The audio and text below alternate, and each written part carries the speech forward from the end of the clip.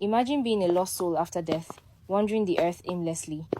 Tessie stood frozen outside the mall doors. Her eyes were locked on the young man who had walked past her just minutes ago. He was inside now, picking items from a shelf like nothing had happened. Like he hadn't just done what no one else had done in months.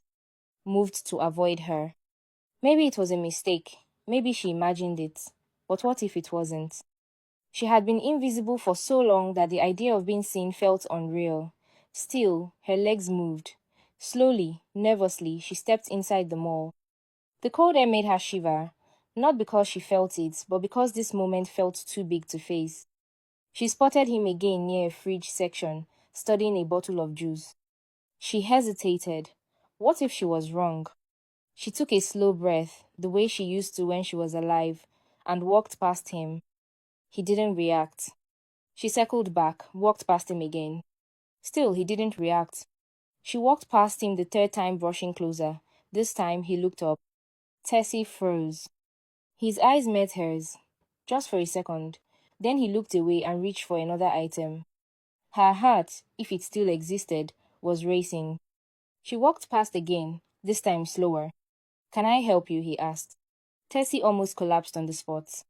She blinked. Her head turned slightly, but she said nothing. She didn't know how to respond. She didn't even know if she could respond. She stepped back and walked away, then turned again, almost against her will, and walked past him once more. He looked at her properly this time. Sorry, do I know you? Tessie stared. There was no one else around, just her. Just him, and he was talking to her. She wanted to cry. She wanted to scream. She wanted to grab his shoulders and say, Yes, yes, you can see me. But her feet carried her out of the store. She stood outside the mall, shaken. What just happened? She had spent months floating around the world. Like a shadow, people passed through her, like air. She had spoken to her mother 1,000 times, touched her brother's cheek, screamed into the wind and nothing. Not a blink, not a reaction. But now, someone saw her. Not just saw her, he spoke to her. She turned quickly. She had to know more. From the more transparent door, she saw him walk to the checkout. He paid for his things and walked out. She followed from a distance as he headed to the parking lot and unlocked a black Jeep. Tessie knew he wouldn't let her just ride along. She couldn't talk her way into anything. So she climbed onto the roof of the car. No one saw her. He didn't feel her. She lay flat against the top of the car as he got in, turned on the engine, and drove off. She stayed still as the wind rushed past her. The streetlights rolled by.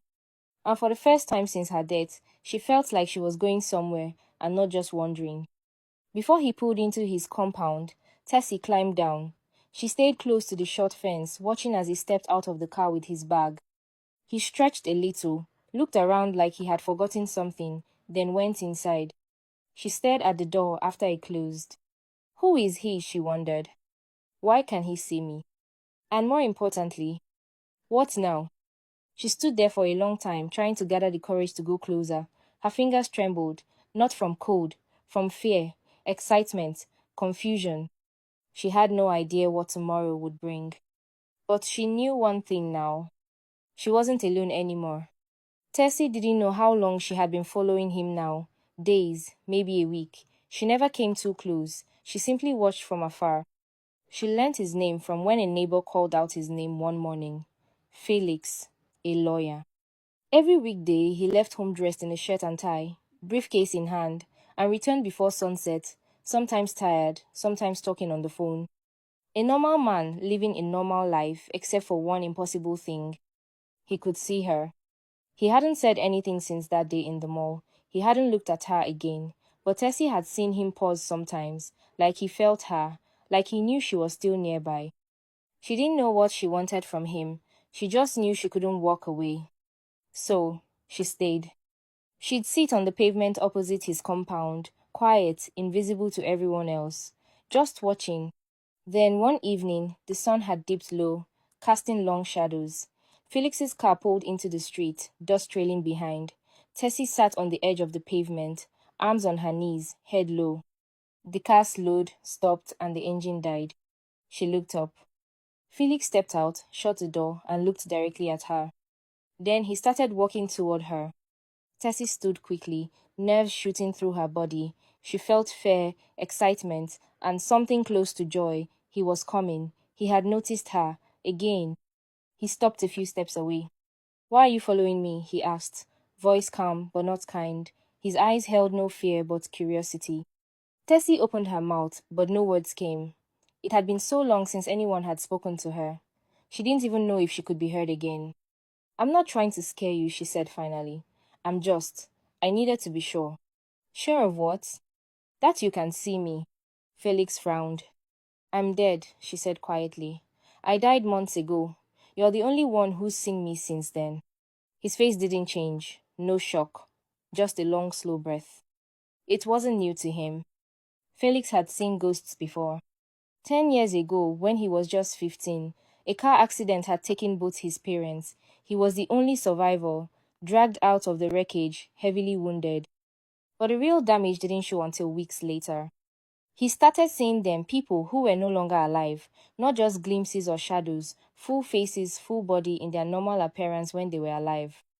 Some begged him to visit their families or revenge their death. Others simply stared at him while he slept. His aunts who took him in thought it was grief, until he described people they hadn't even told him had died. It got worse. At school, on the road, in their home. He couldn't focus. He couldn't rest. His aunt, half afraid and half convinced, took him to a spiritual woman.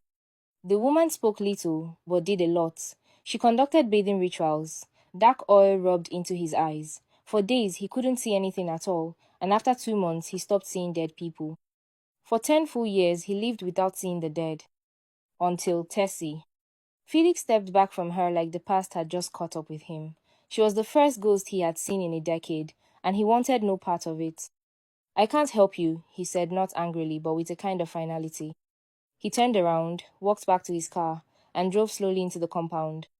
Tessie stood alone, eyes burning. She didn't know what hurt more, being ignored by the living or being rejected by the only one who could see her.